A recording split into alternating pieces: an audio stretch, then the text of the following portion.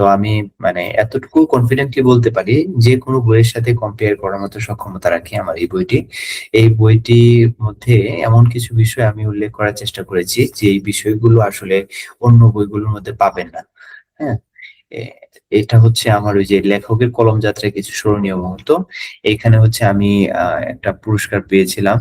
Asif Nazrul sir, তারপরে মাহমুদুর রহমান জুলাই গণ অভ্যুত্থান নিয়ে একটি প্রবন্ধ লিখেছিলাম। ওইটা হাতে লেখা ছিল। এখানে আমি পুরস্কার পেয়েছিলাম। আর এটা হচ্ছে আমাদের ইসলামিক ইউনিভার্সিটিতে একটা হ্যান্ড রাইটিং কম্পিটিশন হয়েছিল। ওইখানে আমি ফার্স্ট হয়েছিলাম। তো এইটারই একটা পুরস্কার নেওয়ার সময় এটার ছবি। আর এইটা হচ্ছে প্রশিক্ষকের নমুনা লেখা। আমারই আরকি একটা নমুনা লেখা আপনাদেরকে এখানে শেয়ার করেছি। এরপর হচ্ছে বইটি কিভাবে ব্যবহার করবেন সেই ব্যবহারের নির্দেশিকা, তারপর লেখা শেখার বিজ্ঞানসম্মত উপায়। এরপর হচ্ছে সিলেবাস ও মানবন্টন। তো আমরা হাতের লেখার বইটা এমনভাবে প্রস্তুত করেছি যাতে করে মানে সবকিছুই আরকি ইউনিক করার চেষ্টা করেছি আরকি। তো আমরা ওই যে লেখাটাকে যদি আমরা কয়েকটা ভাগে সিলেবাসের মধ্যে নিয়ে আসি, তাহলে এই যে স্বরবর্ণতে ৫, ব্যঞ্জন বর্ণতে ১৫, কাঠ চিহ্নতে ১০, যুক্ত বর্ণতে ১০, তারপরে হচ্ছে শব্দ ও বাক্যতে ২০, প্রবন্ধ লেখার মধ্যে ২০, সুন্দর হস্তলিপি মূল্যায়নে ২০, এভাবে ১০০ নাম্বার আরকি একটা সিলেবাস প্রস্তুত করা হয়েছে। তারপরে এই যে যেই কথাগুলো বললাম একটু আগে, হাতের লেখা সুন্দরের জন্য যে জিনিসগুলো প্রয়োজন ওই বিষয়গুলো এখানে তুলে ধরেছি। তারপর পূর্বের লেখা, পরের লেখা। এরপরে হচ্ছে হাতের লেখা সুন্দরের গুরুত্ব এবং কি প্রয়োজনীয় কিছু বিষয় এখানে ফুটিয়ে তোলা হয়েছে। আর কিভাবে বসতে হবে, কিভাবে কলম ধরতে হবে এই সবগুলো হচ্ছে ইনফোগ্রাফি স্টাইলে আমি এখানে ফুটিয়ে তোলার চেষ্টা করছি। আর এই বইটার মধ্যে এমন কিছু ইউনিক বিষয় আমি ফুটিয়ে তোলার চেষ্টা করছি যেগুলো আসলে সচরাচর আপনারা অন্য কোনো বইয়ের মধ্যে পাবেন না। আমার সবচেয়ে রিসার্চেবল যে কাজটা আমি এখানে করেছি দেখেন, তো এখানে আমি প্রত্যেকটা বর্ণকে আমি ইন্ডিভিজুয়াল ভাবে খুব সুন্দর করে ১ম এ কম্পিউটারের বর্ণটা দিয়েছি। কম্পিউটারের বর্ণটি মূলত এইজন্য এখানে এনেছি যেন শিক্ষার্থী ১ম এই এটা জেহানের মধ্যে নিয়ে আসে যে কম্পিউটারের বর্ণটি আসলে দেখতে ঠিক এমন হয়। এর ঠিক পাশে আমি হাতে লেখা বর্ণ দিয়েছি। এইখানেও একটা সায়েন্টিফিক ব্যাপার আছে।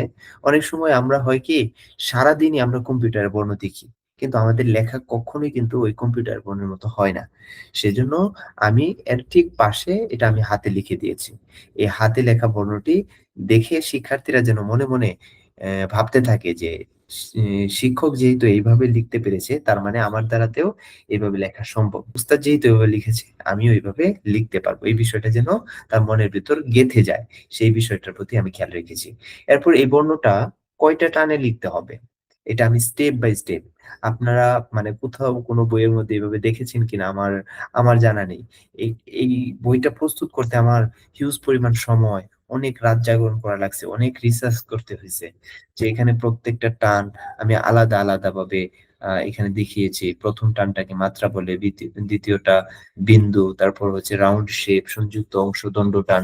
এভাবে ভেঙে, ভেঙে সবগুলো বর্ণর মধ্যে আ এভাবে ভেঙে, ভেঙে বোঝানো হয়েছে। এরপর এই যে মাত্রার নিচে বিন্দু দিয়ে দিবে। অতঃপর রাউন্ড শেপের সাথে সংযুক্ত করে দণ্ড টানে স্বর লিখবে। তো এই যে দেখেন এইখানে একজন শিক্ষক তার প্রেজেন্টেশন এর ভাষাটা কি হবে? সেই ভাষাটা এখানে খুব সুস্পষ্ট ভাষায় খুব সুন্দরভাবে লিখে দেওয়া হইছে। যাতে করে একজন শিক্ষক তার শিক্ষার্থীকে সহজেই বিষয়টা বোঝাতে পারে। এরপর একটা বর্ণ কতবার অনুশীলন করতে হয়?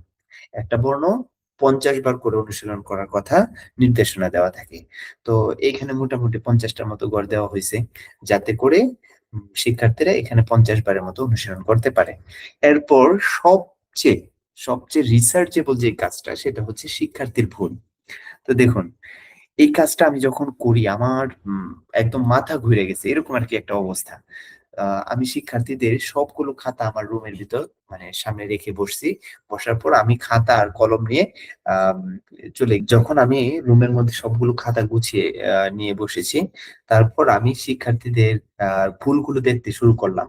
যে এই ভুলটা কতজন করছে? ১ নাম্বার ভুলটা কতজন করছে? ২ নাম্বার ভুলটা কতজন করছে? ৩ নাম্বার ভুলটা কতজন করছে? ৪ নাম্বার ভুলটা কতজন করছে? এইভাবে ভুলগুলো খুঁজে, খুঁজে বের করছি। বের করতে আমার হিউজ পরিমাণ সময় লাগছে। এরপর হচ্ছে আমি আ এই সবগুলো ভুল একসাথে করে ওইগুলো আমি নিজে খাতার মধ্যে লিখছি। তো সহজটা মানে সঠিকটা লেখা কিন্তু সহজ, বাকি ভুল যেগুলো আছে এগুলো লেখা কিন্তু একটু কঠিন।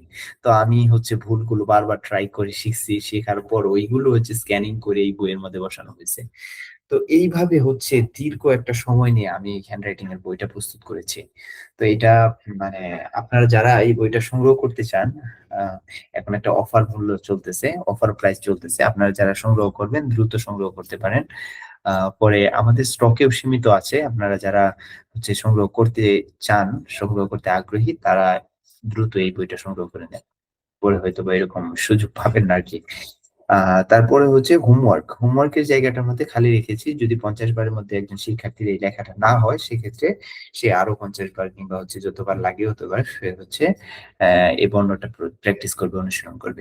প্রত্যেকটা স্টেপ বাই স্টেপে আমি একটা ছোট করে পরীক্ষা রাখার চেষ্টা করছি, যে পরীক্ষার মাধ্যমে শিক্ষার্থীদেরকে মূল্যায়ন করা যায় যে সে কতটুকু পারতেছে আর কতটুকু সে মানে আউটপুট তার কাছ থেকে কতটুকু আসতেছে, এই বিষয়গুলো। তো এইভাবে আমি আমার মতো করে বইটাকে সুন্দর করে সাজানোর চেষ্টা করছি।